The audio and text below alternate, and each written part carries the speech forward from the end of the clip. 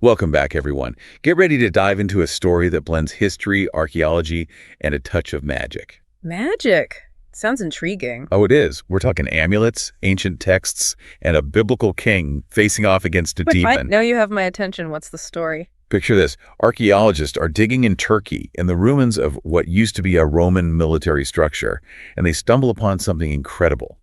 A 5th century amulet. A 5th century amulet. Wow. That's quite a find. It is. And get this. The amulet depicts King Solomon. But not just any depiction of King Solomon. Okay, I'm hooked. What's so special about this amulet? Well, he's on horseback, spear raised high, in the middle of a battle against a demon. Whoa. That's not your typical Sunday school image of King Solomon. Not at all. It gets even more fascinating. The amulet actually has an inscription that reads, "Our Lord who defeated the devil." And on the back, the names of 4 archangels, Azrael, Gabriel, Michael, and Israfil, all carved in Greek. Okay, this is getting good. So we've got King Solomon, demons, archangels, all on a 5th century amulet. What's the connection to the Roman military structure where it was found?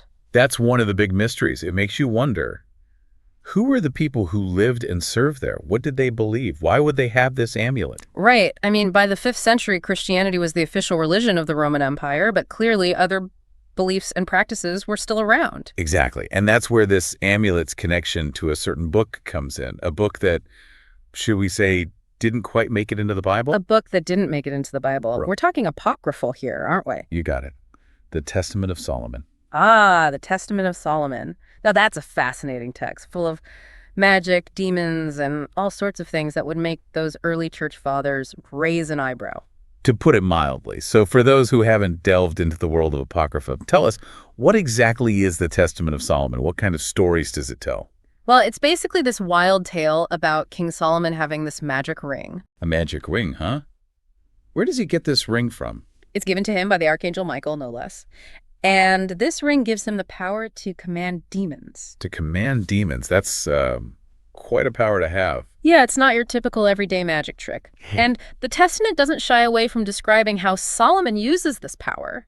He even enlists demons to help build the first temple. Wait, hold on.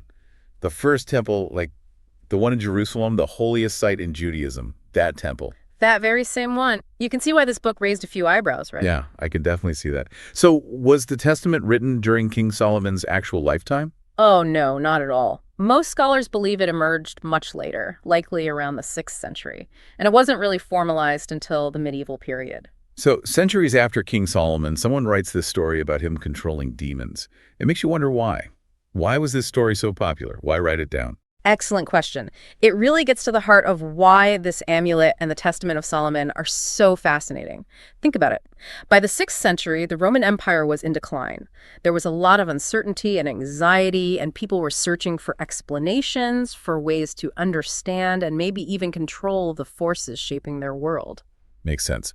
So in times of upheaval, these ideas about magic, the supernatural, and figures like Solomon, who are said to have commanded these forces, become more appealing. Right, and the idea that even a king like Solomon, known for his wisdom, might need to turn to magic to face these challenges, well, it probably resonated with people. Absolutely.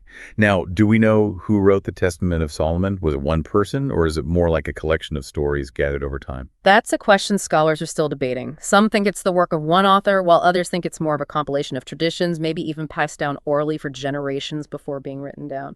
It's hard to say for sure. That's interesting. So there's this air of mystery surrounding the book itself, and then there's the fact that it's called apocryphal, which, for those who aren't familiar with the term, basically means... Basically, it means it wasn't included in the official Bible.